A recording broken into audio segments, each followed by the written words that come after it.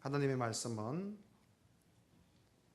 여호수아서 14장 13절 말씀부터 15절 말씀까지를 제가 봉독하겠습니다. 여호수아가 여분네의 아들 갈렙을 위하여 축복하고 헤브론을 그에게 주어 기업을 삼게 하며 헤브론이 그니스 사람 여분네의 아들 갈렙의 기업이 되어 오늘날까지 이르렀으니 이는 그가 이스라엘의 하나님 여호와를 온전히 쫓았음이며 헤브론의 옛 이름은 기럇 아르바라.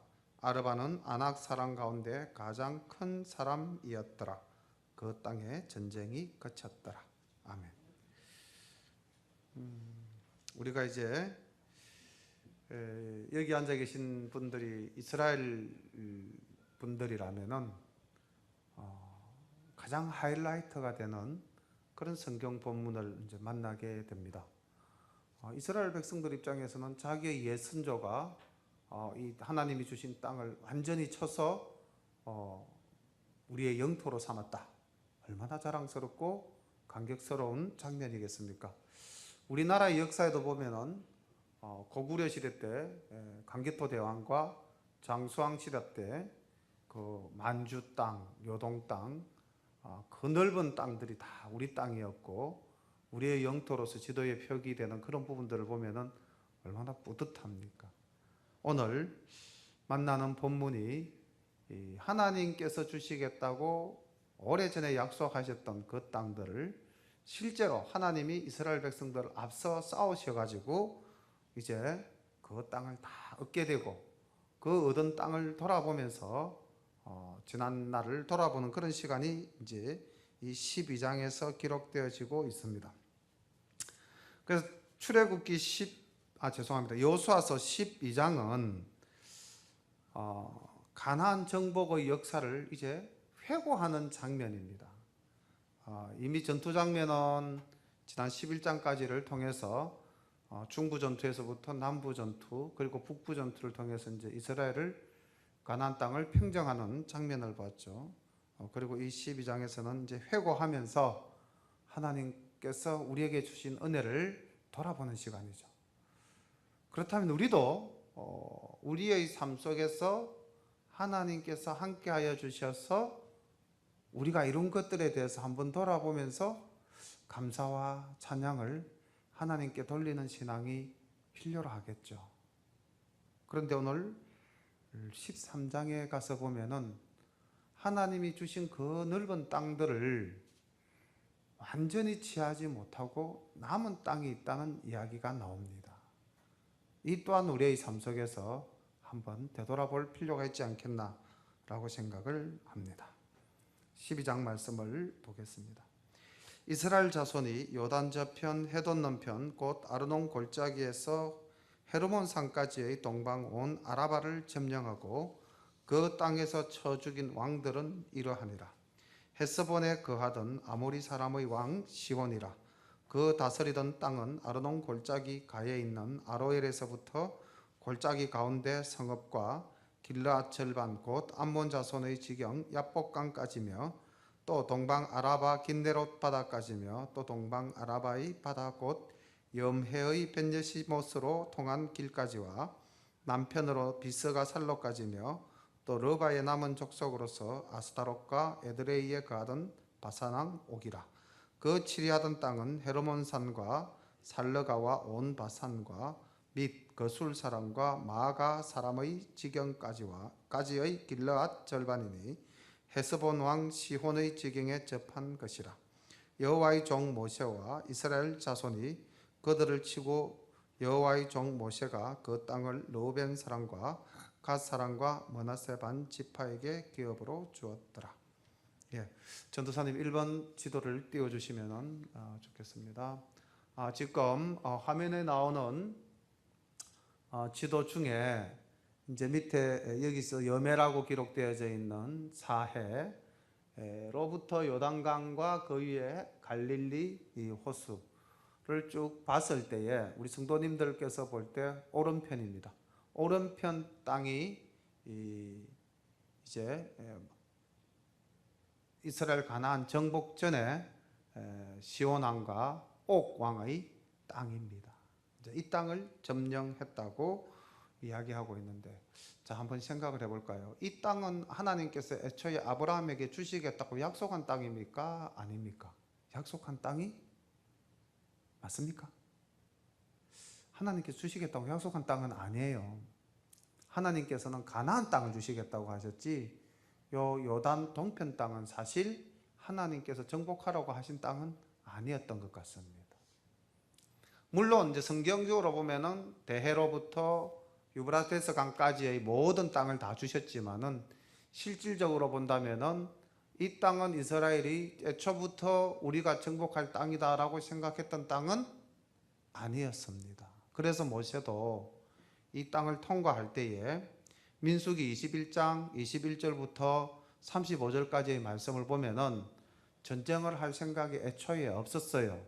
그냥 시온 왕에게, 헤스본에 있는 시온 왕에게 길을 좀 빌려달라, 우리가 당신의 것을 절대 범하지 않고 그냥 길로만 가겠다, 사자를 보내서 먼저 길을 부탁했습니다. 치겠다는 생각을 안 했죠. 그런데 시온 왕이 길을 비켜주지 않고 이스라엘과 전투를 하는 장면이 나옵니다. 민수기 21장 23절에 보면 시혼이 자기 지경으로 이스라엘의 통과함을 용납하지 아니하고 그 백성을 다 모아 이스라엘을 치러 강야로 나와서 야스에 이르러 이스라엘을 치므로, 이렇게 기록이 되어져 있거든요. 이거 지난번에 제가 성지순례 갔다 와서 야스 벌판이 이러했습니다 라고 이제 사진을 띄워드리면서 말씀을 나누었던 기억이 있습니다. 그래서 애초에 이 땅은 하나님께서 점령하라고 주신 땅이 아니었습니다. 모세도 그 땅을 굳이 점령해야 되겠다는 생각을 하지는 않았던 것 같습니다. 그런데 이 땅이 오늘 요단 동편 땅 정령지로 소개되고 있는 것은 바로 시온 왕과 그 다음 옥왕이 이스라엘에게 전투를 걸어왔기 때문에 멸절당한 것입니다. 약속받은 기업은 아니지만은 이스라엘에 대한 하나님의 은혜로 주어진 선물이라는 것이죠. 그럼 이 동편 땅을 취함으로써 이스라엘이 얻은 효과는 어떤 것일까요? 우리가 지난번 여리고 전투와 그 다음 가나안 전투를 볼 때 이 가나안 땅에 살던 왕들이 이 요단 동편에 있었던 전투의 이야기를 듣고 그들이 다 간담이 녹아 서늘했다는 이야기가 나오죠. 하나님의 놀라우신 능력을 나타내게 된 역사를 보여주시는 것입니다. 그래서 우리가 이 땅을 살아갈 때에 우리가 의도하지 않았지만은 하나님께서는 우리가 의도하지 않은 것까지 사랑의 선물로 주실 수 있다는 것. 또 우리를 대적할 때에 그들이 우리로부터 취하는 것이 아니라 그들의 것이 빼앗겼다는 사실을 본문을 통해서 발견할 수가 있는 것입니다. 오늘 지금 첫 번째 지도로 띄워드린 이 장면은 이스라엘이 지금 이 지난 날을 회고하면서 전투에서 승리하여 얻은 땅을 거의 다 나타내고 있다라고 보시면 될 것 같습니다. 7절부터 24절까지 이어지는 말씀에 도시들이 나오는데, 지금 그 지도에, 조금 전에 보셨던 지도에 붉은 점들이 찍혔던 그 성읍들이 여기에 주요한 지점들이 되겠습니다. 여호수아와 이스라엘 자손이 요단 이편 곧 서편 레바논 골짜기의 바알갓에서부터 세일로 올라가는 한락산까지에서 첫 멸한 왕들은 이러하니 그 땅을 여호수아가 이스라엘의 구배를 따라 그 지파에게 기업으로 주었으니 곧 산지와 평지와 아라바와 경사지와 광야와 남방 곧 헷 사람과 아모리 사람과 가나안 사람과 브리스 사람과 히위 사람과 여부서 사람의 땅이라. 하나는 여리고 왕이요 하나는 베델게트의 아이 왕이요 하나는 예루살렘 왕이요 하나는 헤브론 왕이요 하나는 야르뭇 왕이요 하나는 라기스 왕이요 하나는 에글론 왕이요 하나는 게셀 왕이요 하나는 더빌 왕이요 하나는 게델 왕이요 하나는 호르마 왕이요 하나는 아랏 왕이요 하나는 림나 왕이요 하나는 아둘람 왕이요 하나는 막게다 왕이요 하나는 베델 왕이요 하나는 다푸아 왕이요 하나는 헤벨 왕이요 하나는 아베 왕이요 하나는 라사론 왕이요 하나는 마돈 왕이요 하나는 하솔 왕이요 하나는 시므론므론 왕이요 하나는 악사 왕이요 하나는 다낙 왕이요 하나는 머깃도 왕이요 하나는 게데스 왕이요 하나는 갈멜의 용르암 왕이요 하나는 돌의 높은 곳의 돌 왕이요 하나는 길갈의 고임 왕이요 하나는 다르사 왕이라. 또 앞 31왕이었더라. 자, 여기 지금 7절부터 24절까지는 여호수아가 요단 서편에서 정복한 땅과 주요한 성읍들 그리고 처소멸한 왕들에 대한 이야기가 언급되고 있습니다. 자, 이렇게 해서 이제 여호수아가 약 한 5년에서 7년에 걸쳐 가나안 땅을 정복한 이후의 이야기가 13장에 소개되어지고 있습니다. 여호수아가 나이 많아 늙음에 여호와께서 그에게 이르시되 너는 나이 많아 늙었고 얻을 땅의 남은 것은 매우 많도다. 자, 얻을 땅의 남은 것이 매우 많다라는 구절에 한번 줄을 그어 놓으시기를 바랍니다. 이 남은 땅은 이러하니 블레셋 사람의 온 지방과 거술 사람의 정경 곧 애굽 왕 시올 시내에서부터 가나안 사람에게 속한 북방 에그론 지경까지와 블레셋 사람의 5 방백의 땅 곧 가사 사람과 아스돗 사람과 아스글론 사람과 가드 사람과 에그론 사람과 또 남방 아위 사람의 땅과 또 가나안 사람의 온 땅과 시돈 사람에게 속한 무아라와 아모리의 사람의 지경 아벡까지와 또 그발 사람의 땅과 동편 온 레바논 곧 헤르몬산 아래 발갓에서부터 하맛에 들어가는 곳까지와 또 레바논에서부터 미스르봇 마임까지의 산지 모든 거민 곧 모든 시돈 사람의 땅이라. 내가 그들을 이스라엘 자손 앞에서 쫓아내리니 너는 나의 명한 대로 그 땅을 이스라엘에게 분배하여 기업이 되게 하되 너는 이 땅을 9지파와 므낫세 반지파에게 나누어 기업이 되게 하라 하셨더라. 지금 1절부터 7절까지의 말씀은 땅을 분배하라는 명령을 하시면서 하나님께서 정복하지 못한 땅을 언급하고 있습니다. 지도를 한번 보실까요? 지도에 보시면 저기 조금 붉게 칠해진 부분이 보이죠? 예, 그게 이제 지중해를 연한 제일 아래쪽 부분이 바로 가자 지구, 오늘날 그 당시로 말하면은 블레셋 사람이 살던 가드 지방의 5 성읍입니다. 그리고 북쪽으로 올라가면은 헤르몬산이라는 지명 위로 붉게 북쪽에 칠해진 부분이 조금 전 4절 이후에 읽었던 지경들입니다.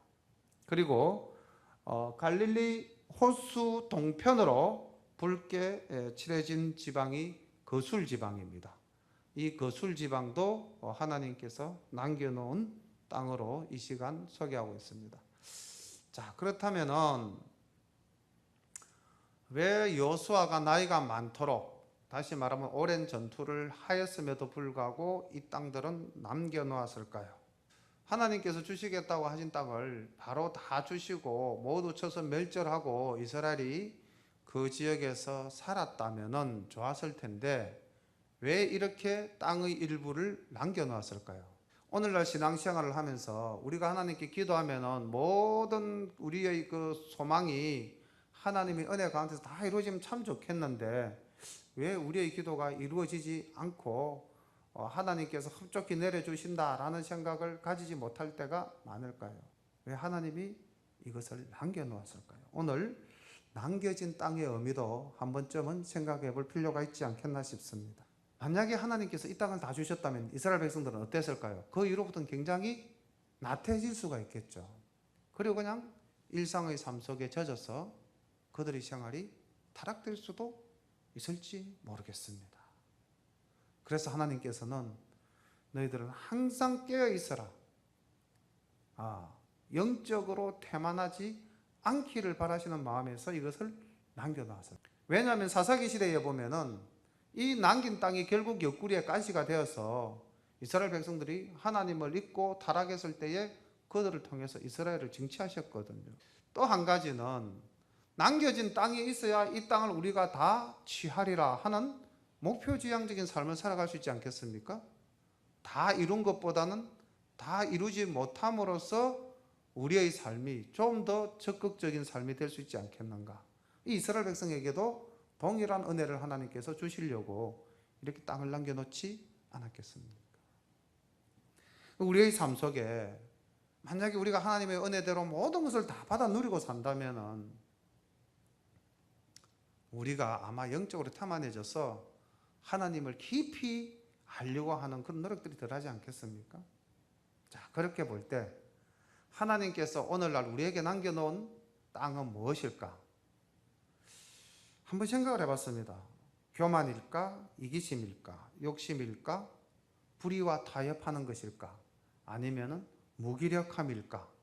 아니면은 세상의 유혹을 쫓아가고자 하는 나의 정욕일까? 분명히 우리 속에도 이렇게 하나님의 은혜로 하나님의 자녀가 되었지만은, 그리고 이렇게 주일이나 수요일 밤 예배에 이렇게 하나님 전에 나와서 예배를 드리는 우리의 삶이기도 하지만은, 그러나 우리가 아직까지 남겨진 땅이 우리 속에 있다는 것, 이 땅을 우리가 완전히 정복해야 되겠다는 목표지향적인 삶을 우리는 살아야 할 것 같습니다. 므낫세 반지파와 함께 8절부터 이제 요단 동편에 분양되어진 땅의 내용들인데요. 지도를 먼저 보고 말씀을 쭉 제가 읽어 나가도록 하겠습니다. 지금 이제 세 번째 지도인데 지도가 잘 보이실지는 모르겠습니다만은 요단 동편만 보시면 됩니다. 요단 동편에 보면은 사해를 기준으로 했을 때에 르우벤 지파의 땅이 제일 아래쪽에 사각형 모습으로 나타나죠. 그리고 갓 지파의 땅은 뭔가 이렇게 보면은 지도의 선이 꼭 이렇게 볼록하게 하트 모양 또는 V자 모양 비슷하게 되어 있는데, 이유를 알아보니까 저게 이제 산악 지형과 관련되어져서 땅의 경계선이 저렇게 나타나 있습니다. 그리고 제일 위쪽 지방에는 이제 므낫세 반지파의 땅입니다. 지도를 그냥 그대로 두시고 말씀을 보시면서 저 지도와 한번 비교해 보시기를 바랍니다. 8절부터 14절까지는 이 요단 동편 땅 전체를 이야기하시면서 이것을 르우벤, 갓, 므낫세 반지파에게 나누어 줘라고 명령하시는 장면입니다. 므낫세 반지파와 함께 르우벤 사람과 갓 사람은 요단 동편에서 그 기업을 모세에게 받았는데 여호와의 종 모세가 그들에게 준 것은 이러하니라. 곧 아르논 골짜기 가에 있는 아로엘에서부터 골짜기 가운데 있는 성읍과 디본까지 이르는 메드바 온 평지와 헤스본에 도읍하였던 아모리 사람의 왕 시온의 모든 성읍 곧 암몬 자손의 지경까지와 길르앗과 및 거술 사람과 마갓 사람의 지경과 온 헤르몬 산과 살르가까지 이르는 온 바산 곧 러바의 남은 족속으로서 아스다롯과 에드레이에 도읍하였던 바산 왕 옥의 온 나라라. 모세가 이 땅의 사람들을 쳐서 쫓아내었어도 거술 사람과 마갓 사람은 이스라엘 자손이 쫓아내지 아니하였으므로 거술과 마갓이 오늘날까지 이스라엘 가운데 거하더라. 오직 레위 지파에게는 여호수아가 기업으로 준 것이 없었으니 이는 이스라엘 하나님 여호와께 드리는 화제물이 그 기업이 됨이 그에게 이르신 말씀 같았음이라. 자, 이렇게 해서 지금 동편 땅을 모세로부터 여호수아에 이르기까지 이제 나누어 줬다, 개괄적으로 이야기하고 있고요. 15절부터 23절까지는 르우벤 지파의 땅을 소개하고 있습니다. 모세가 르우벤 자손의 지파에게 그 가족을 따라 주었으니 그 지경은 아르논 골짜기 가에 있는 아로엘에서부터 골짜기 가운데에 있는 성읍과 메드바 곁에 있는 온 평지와 헤스본과 그 평지에 있는 모든 성읍 곧 디본과 바못바알과 벳바알므온과 야스와 그대목과 메바앗과 기랴다임과 심마와 골짜기 가운데 산에 있는 세렛 사할과 벳볼과 비스가산록과 벤여시못과 평지 모든 성읍과 헤스본에 도읍한 아모리 사람 시온의 온 나라라. 모세가 시온을 그 땅에 거하는 시온의 방백 곧 미디안 귀족의 에위와 레겜과 술과 훌과 레바와 함께 죽였으며 이스라엘 자손이 그들을 도륙하는 중에 보올의 아들 술사 발람도 칼날로 죽였더라. 르우벤 자손의 서편 경계는 요단과 그 강가라. 이상은 르우벤 자손의 기업으로 그 가족대로 받은 성읍과 촌락이니라. 15절부터 23절까지가 르우벤 지파의 땅을 소개하고 있는데, 밑에 갓 지파와 므낫세 반 지파의 땅을 소개할 때는 없는 내용이 이 르우벤 지파의 땅 소개할 때에 나타나는 장면이 하나가 있습니다. 조금 전에 제가 읽었는데 어떤 장면일까요? 보통은 보면은 땅을 나눠줄 때 여기서부터 여기까지 땅 도시 이름만 쭉 이야기하고 그 지경을 이야기하는데, 르우벤 지파의 땅을 소개하면서 21절 보십시오. 21절에 보면은 평지 모든 성읍과 헤스본의 도읍한 아모리 사람의 시온 온 나라와 모세가 시온을 그 땅에 가는 시온의 방백 곧 미디안의 귀족 에위 레겜 술 훌 레바를 죽였다라는 말이 나옵니다. 갑자기 옛날 전투 장면의 일부를 소개하고 있죠. 22절에 보면은 또 이스라엘 자손이 그들을 도륙하는 중에 보올의 아들 술사 발람도 칼날로 죽였더라. 그러니까 징벌한 사람의 이름이 6명이 나옵니다. 왜 이들의 이름을 다시 한 번 더 언급하면서 소개하고 있을까요? 바로 이들은 하나님을 대적하고 이스라엘 백성들을 바알브올 땅에서 성적으로 타락하게 했던 그 중심적 인물들이기 때문에 언급을 하고 있는 것입니다. 이 내용은 민수기 25장 1절부터 15절까지 잘 나타나고 있는데요. 민수기 25장 14절과 15절을 한번 볼까요? 왜 여기 이 5명의 이름 중에 한 사람이 조금 전에 말씀드렸던 민수기 25장 14절과 15절에 한 사람의 이름이 등장하는데 한번 찾아보십시오. 죽임을 당한 이스라엘 남자 곧 미디안 여인과 함께 죽임을 당한 자의 이름은 시므리니 살루의 아들이요 시므온의 조상의 가문 중 한 지도자이며, 죽임을 당한 미디안 여인의 이름은 고섭이니 술의 딸이더라. 수르는 미디안 백성의 한 조상의 가문의 수령이었더라. 여기 지금 수르라고 나오는 이름이 바로 오늘 본문에서 봤던 수르. 히브리어는 모음이 없습니다. 자음만 있죠. 그래서 이 술이라고도 적을 수도 있고요, 수르라고도 표기할 수가 있는데, 이 이 사람은 이 시몬 족속의 한 남자와 이스라엘 지역의 경내에 그들의 장막에 들어가서 음행을 저질러서 이스라엘 손에 죽었던 사람입니다. 그러니까 하나님 앞에서 타락한 모습을 보인 대표적인 그 딸의 아버지가 미디안 종족의 한 두령이었고요, 조금 전에 5 방백의 이름 중에 술이 등장했죠. 그래서 우리가 이 말씀을 통해서 볼 때, 그리고 발람은 잘 알지 않습니까? 원래 유브라데스 강가에 살던 사람이죠. 그런데 이제 이 모압 왕이 이스라엘을 치기 위해서 불러서 이제 돈으로서 그 사람을 매수한 거죠. 하나님이 그 길을 막았음에도 불구하고 물질의 노예가 되어서 끌려갔던 사람입니다. 결국 저주하지는 못했지만은 그가 꾀를 내어서, 발람이 꾀를 내어서 행한 일이 뭡니까? 조금 전 말씀드렸던 바알볼에서 이스라엘 백성들이 성적으로 타락하게 되는 그 모티브를 제공한 사람이 바로 이 발람이거든요. 그래서 이 발람은 구약과 신약에 이르기까지 역사의 길이 물질로 인해서 타락한 대표적인 인물로 소개가 되고 있는데요. 본문 소개는 생략하고 느헤미야서 13장 2절에 보면은 이 물질을 쫓아간 발람을 느헤미야가 소개하고 있습니다. 그리고 미가서 6장 5절에도 보면은 물질을 쫓아간 발람의 이름이 언급되어지고 있고요. 신약으로 가면은 베드로후서 2장 15절, 그리고 유다서 1장 11절, 그리고 요한계시록 2장 14절에 이 바울의 이름이 등장하면서 물질을 쫓아간 타락한 대표적인 인물로 등장하고 있습니다. 그래서 하나님께서 르우벤 지파의 땅을 소개하면서 징치한 이 5방백과 발람의 이름이 소개되어지고 있는 장면을 우리가 만나볼 수 있었고요. 그 다음 갓 지파의 땅입니다.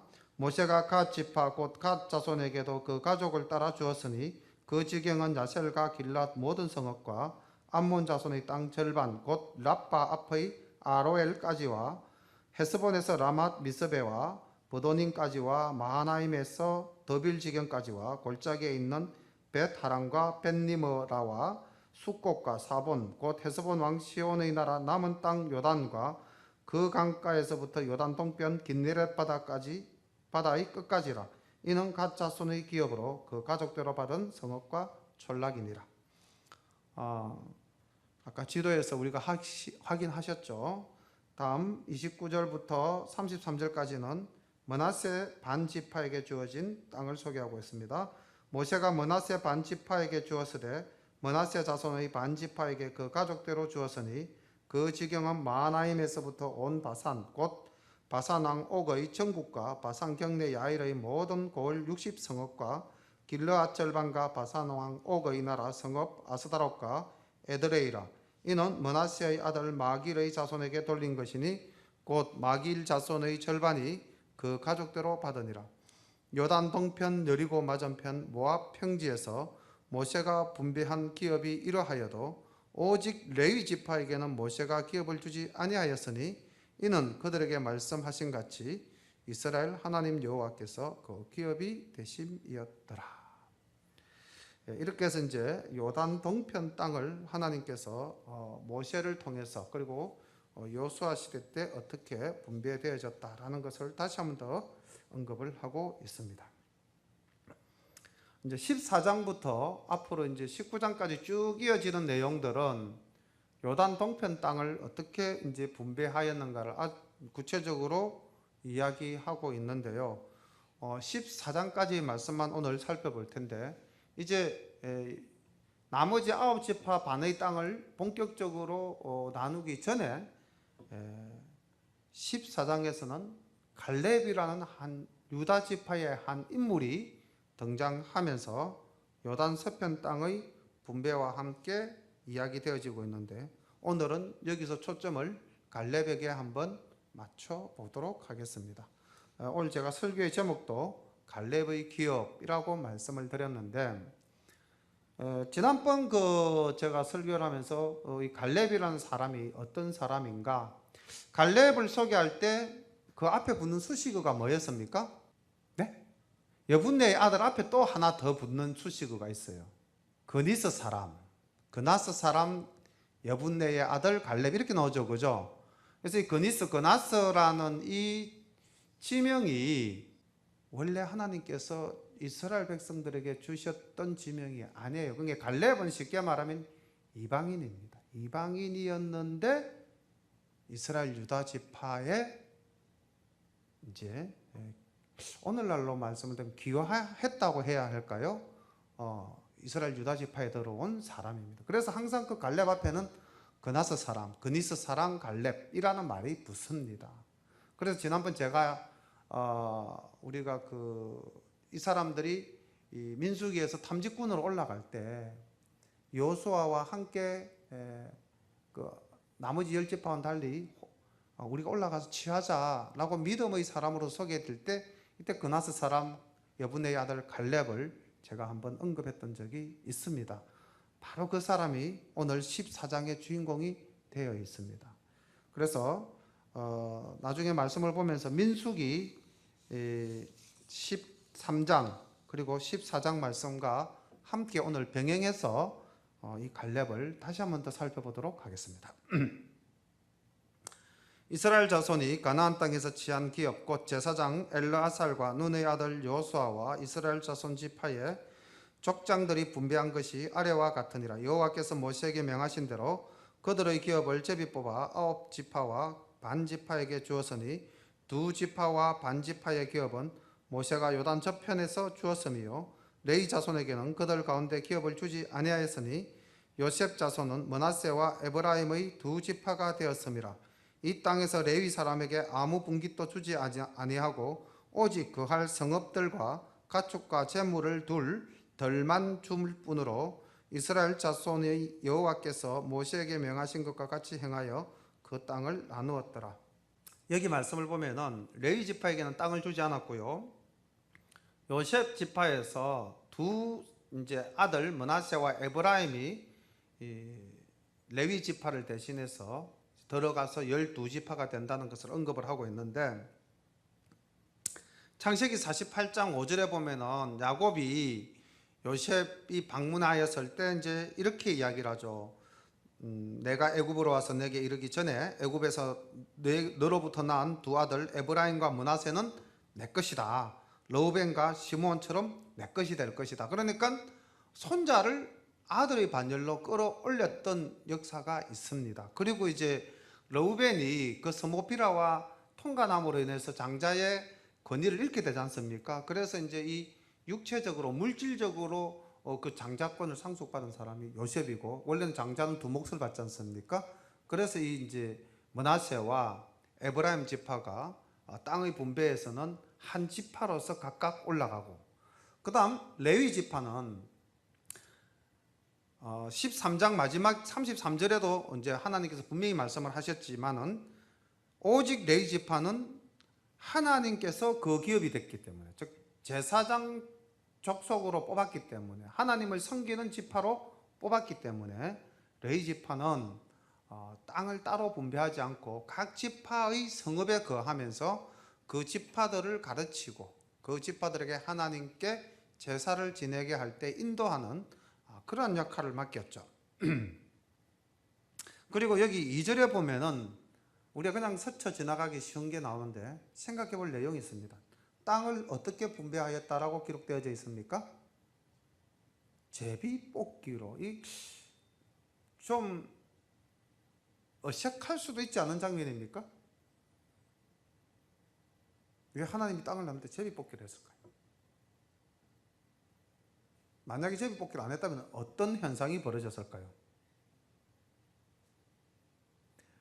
요단 동편 땅을 취할 때에 므낫세 반지파와 르우벤과 갓 지파가 뭐라고 그랬습니까? 딱 땅을 보고 욕심을 냈죠. 우리에게는 양떼들이 많고 목축이 많고 이 땅은 목축을 기르기에 좋사오니 이 땅을 우리에게 주시옵소서, 그렇게 이야기했죠. 다시 말하면 땅을 보고 욕심을 내어서 그 땅을 달라고 직접적으로 요구를 했습니다. 만약에 이스라엘이 지금 이 가나안 땅을 정복하고 그 땅을 두루 다 쳤을 때 어느 땅은 좋고 어느 땅은 척박하고 이걸 다 보지 않았겠습니까? 전투를 하면서. 그럼 땅을 보고 욕심을 내어 요단 동편처럼 땅을 달라고 9지파 반이 만약에 아우성을 냈다면 그 땅을 어떻게 가르겠습니까? 이 말씀 속에는 인간의 욕심이 아니라 하나님의 주권으로 하나님의 명령에 순종하는 모습들을 우리가 발견할 수가 있습니다. 제가 우리 샤롬교회에 와가지고 우리 청년부를 쭉 이렇게 이제 지도를 하면서 청년들과 더불어 지냈는데요. 우리 청년부가 그 임원을 선출할 때에 회장을 뽑을 때는 꼭 이렇게 했습니다. 선거를 해가지고 상위 2사람까지만 저희들이 뽑고, 그다음 그 상위 1, 2위 2사람이 나왔을 때는 제비 뽑기를 했어요. 예. 사람이 뽑은 1등 된 사람이 회장이 될 수도 있고, 사람이 뽑은 1등은 회장이 안 되고 2등이 회장이 될 수도 있습니다. 그래서 1등을 뽑는다면 우리가 뽑은 거죠. 사람이 뽑은 거죠. 근데 1, 2등을 뽑아놓고 제비 뽑기를 하면은 청년들이 바로 이 제비 뽑기 신앙을 우리 청년부 속에서 실천을 했어요. 그래서 청년부들이 같이 생활할 때에 더욱더 단합된 모습으로 열심히 하나님을 섬기는 모습을 저희들이 볼 수가 있었습니다. 살아가면서 삶 속에서 한번 적용해 보시는 거 어떻습니까? 마지막 2가지 정도는 남겨놓고 그때 제비 뽑기를 해보시는 것. 그러면 하나님께서 주신 명령이라고 생각하고 순종하면 훨씬 더 은혜로운 삶을 살 수 있지 않겠는가, 그런 생각들도 해봅니다. 오늘날 우리 신앙생활 속에서 제비뽑기는 무엇을 할까? 6절부터 이제 15절까지가 갈렙이라는 한 인물에게 포커스를 맞추고 말씀을 전가하고 있습니다. 때에 유다 자손이 길갈에 있는 여호수아에게 나오고 그니스 사람 여분네의 아들 갈렙이 여호수아에게 말하되 여호와께서 가데스 바니아에서 나와 당신에게 대하여 하나님의 사람 모세에게 이르신 일을 당신이 아시는 바라. 지금 이게 언제적 이야기냐면요, 출애굽해서 이스라엘 백성들이 가데스 바네아에 도착했을 때에 각 지파에서 한 명씩 사람을 뽑아서 12사람을 정탐꾼으로 삼아 가나안에 보냈던 그때의 이야기입니다. 민수기 13장에 나오는 이야기입니다. 시간이 나시면 민수기 13장도 펴놓고 한번 보시기 바랍니다. 내 나이 40에 여호와의 종 모세가 가데스 바네아에서 나를 보내어 이 땅을 정탐케 함으로 내 마음에 성실한 대로 그에게 보고하였고, 자, 내 마음에 성실한 대로, 이 부분 한번 줄 꺼놓기를 바랍니다. 우리가 성실한, 이거 히브리어로 하면 에무나죠. 오늘날 우리 한국에서는 믿음이라는 말로 이야기되어지고 있는데, 신실한, 충성스러운, 진실된, 바로 그 충성된 믿음으로 이렇게 보셔도 되겠습니다. 성실한 대로, 내 마음에 성실한 대로 그에게 보고하였고, 나와 함께 올라갔던 내 형제들은 백성의 간담을 높게 하였으나 나는 나의 하나님 여호와를 온전히 쫓았으므로자. 나의 하나님 여호와를 온전히 쫓았다. 이것도 줄 거 넣으시기를 바랍니다. 이게 믿음 아닙니까? 이게 이제 삶 속에서는 어떻게 이야기했습니까? 내 마음에 성실한 대로 보고하였다. 내가 사람의 안목으로 그 땅을 둘러보고 보고한 것이 아니라 하나님이 주신 그 믿음의 눈으로 그 땅을 보고 보고하였다, 이 말씀이죠. 그날에 모세가 맹세하여 가로되 내가 나의 하나님 여호와를 온전히 쫓아선즉 내 발로 밟는 땅은 영영이 너와 내 자손의 기업이 되리라 하였나이다. 자, 이제 이 내용을 우리가 한번 민수기로 돌아가서 발견을 해보도록 합시다. 민수기 13장 22절 말씀을 먼저 한번 보실까요?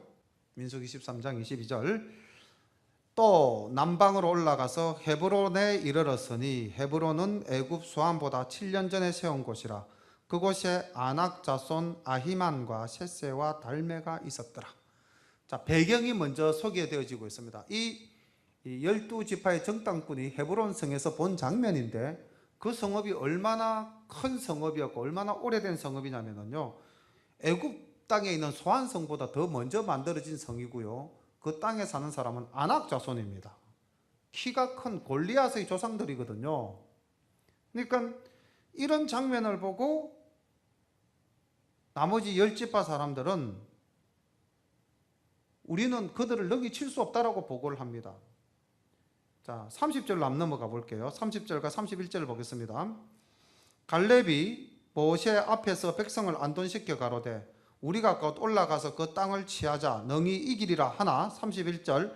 그와 함께 올라갔던 사람들은 가로되 우리는 능히 올라가서 그 백성을 치지 못하리라. 그들은 우리보다 강하니라 하고, 육신의 눈으로 본 불신앙적인 관점에서 바라본 헤브론 성과 믿음의 눈으로 바라본 헤브론의 성에 대한 평가가 달랐습니다. 갈렙은 가자, 올라가서 우리가 치면 이긴다 라고 이야기했고, 나머지는 우리는 그들의 밥이 될 것이다, 이제 그렇게 이야기를 하고 있죠. 이게 이제 내 마음의 성실한 대로 여호와를 온전히 쫓아서 보고한 갈렙의 신앙입니다. 자, 14장 9절 가면은 그 갈렙이 어떻게 백성들 앞에서 다시 한 번 더 이야기를 하는가 하면은 오직 여호와를 거역하지 말라. 또 그 땅 백성을 두려워하지 말라. 그들은 우리의 밥이라. 그들의 보호자는 그들에게서 떠났고 여호와는 우리와 함께 하시느니라. 그들을 두려워하지 말라 하나 이스라엘 백성들은 막 쳐 죽일 기세로 대성통곡을 하고 포기하는 장면이 나오죠. 자, 24절을 한번 가보실까요? 하나님의 말씀이 언급됩니다. 하나님께서 모세를 통해서 이렇게 말씀하십니다. 오직 내 종 갈렙은 그 마음이 그들과 달라서 나를 온전히 쫓아선적 그의 갔던 땅으로 내가 그를 인도하여 드리니 그 자손이 그 땅을 차지하리라. 자, 그의 갔던 땅으로 그를 인도하여 드리리니 그 자손이 그 땅을 차지하라. 여기서 그 땅이 어디입니까? 바로 이 헤브론입니다. 그래서 지금 이 여호수아서 14장에 와서 이 갈렙이 그 가데스 바네아에서 하나님의 종 모세를 통해서 들었던 그 말씀을 몇 년간 45년간 그 마음속에 담고 있었던 거예요. 담고 있다가 이제 드디어 그 가나안 땅이 다 정복됐는데 사실 헤브론 성을 아직까지 완벽하게 치지를 못했을 그 당시에 갈렙이 내가 올라가겠다 지금 그렇게 이야기하고 있는 장면입니다. 그럼 이제 9절에 우리가 그날에 모세가 맹세하여 가로되 내가 나의 하나님 여호와를 온전히 쫓아선적 내 발로 밟는 땅은 영영이 너와 내 자손의 기업이 되리라 하였나이다. 이 말씀은 배경까지 다 이제 이해가 되셨죠. 10절 이제 보소서 여호와께서 이 말씀을 모세에게 이르신 때로부터 이스라엘 광야에 행한 이 45년 동안을 여호와께서 말씀하신 대로 나를 생존케 하셨나이다. 오늘날 내가 85세로 돼 모세가 나를 보내던 날과 같이 오늘날 오히려 강건하니 나의 힘이 그때나 이제나 일반이라. 싸움에나 출입에 감당할 수 있사온 적 그날에 여호와께서 말씀하신 이 산지를 내게 주소서. 당신도 그날에 들으셨거니와 그곳에는 아낙 사람이 있고 그 성읍들은 크고 견고할지라도 여호와께서 혹시 나와 함께 하시면 내가 필경 여호와의 말씀대로 그들을 쫓아내리이다. 여호수아가 여분네의 아들 갈렙을 위하여 축복하고 헤브론을 그에게 주어 기업을 삼게 하며 헤브론이 그니스 사람 여분네의 아들 갈렙의 기업이 되어 오늘날까지 이르렀으니 이는 그가 이스라엘의 하나님 여호와를 온전히 쫓았음이며 헤브론의 옛 이름은 기럇 아르바라. 아르바는 아낙 사람 가운데 가장 큰 사람이었더라. 그 땅에 전쟁이 그쳤더라. 그러니까 헤브론 성 이름이 기럇 아르바다. 이 기럇이라는 말은 성이라는 말로 번역되고요. 아르바는 큰 사람. 그러니까 거인족 속의 성이라는 것입니다.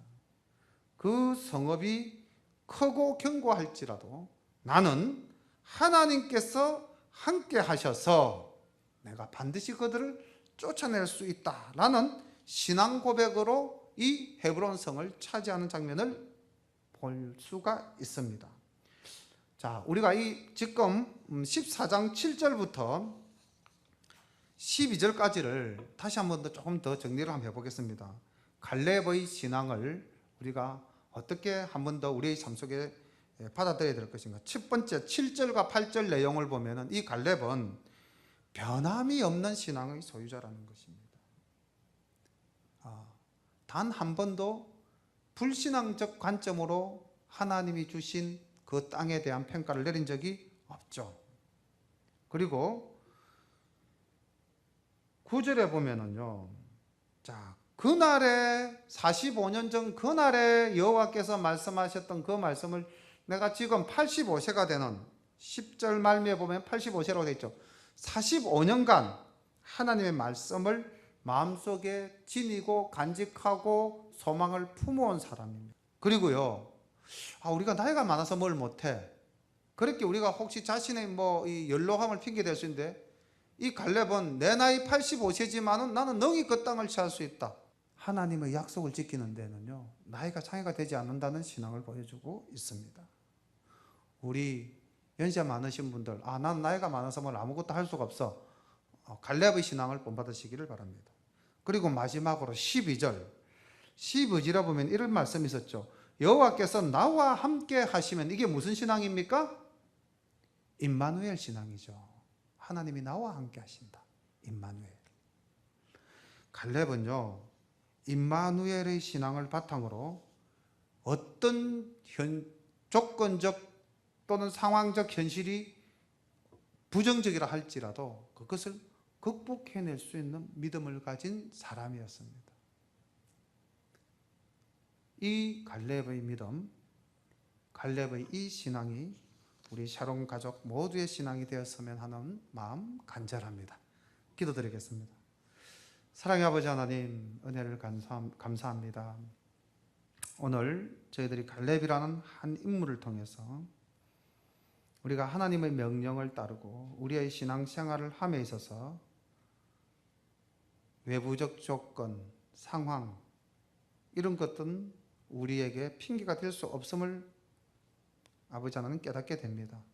또 우리가 나이를 핑계로 하나님의 일을 할 수 없다고 아버지 변명할 수 없는 그런 굳은 신앙도 만나게 됩니다. 아버지 하나님, 저희들이 갈렙의 믿음을 본받아서 항상 하나님과 함께하며 하나님을 온전히 쫓아 하나님께 신실한 마음으로 충성하는 우리 모두가 될 수 있도록 인도하여 주시옵소서. 예수님의 이름으로 감사하며 기도드립니다.